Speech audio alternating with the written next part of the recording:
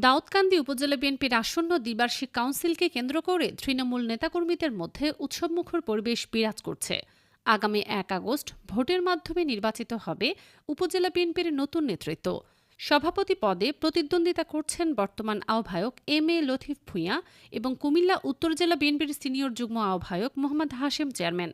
সাধারণ সম্পাদক পদে রয়েছেন বর্তমান সদস্য সচিব ভিপি মোহাম্মদ জাহাঙ্গীর আলম ও যুগ্ম আহ্বায়ক হেলাল ইসাক। তৃণমূলের অনেক নেতাকর্মীর মতে বর্তমান আহ্বায়ক কমিটির সময়ে উপজেলা বিএনপির সাংগঠনিক কার্যক্রমে গতি এসেছে এবং কাউন্সিলকে ঘিরে নেতাকর্মীদের অংশগ্রহণও বেড়েছে।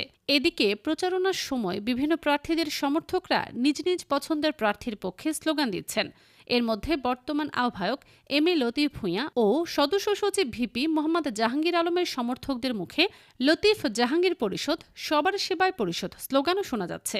এখন দাউদকান্দির রাজনৈতিক অঙ্গনের দৃষ্টি আগামী ১ আগস্টের কাউন্সিলের দিকে। কাউন্সিলরদের ভোটেই নির্বাচিত হবে উপজেলা বিএনপির আগামী দিনের নেতৃত্ব। ফারজানা মৌসুমী, ডিটিভি, দাউদকান্দি।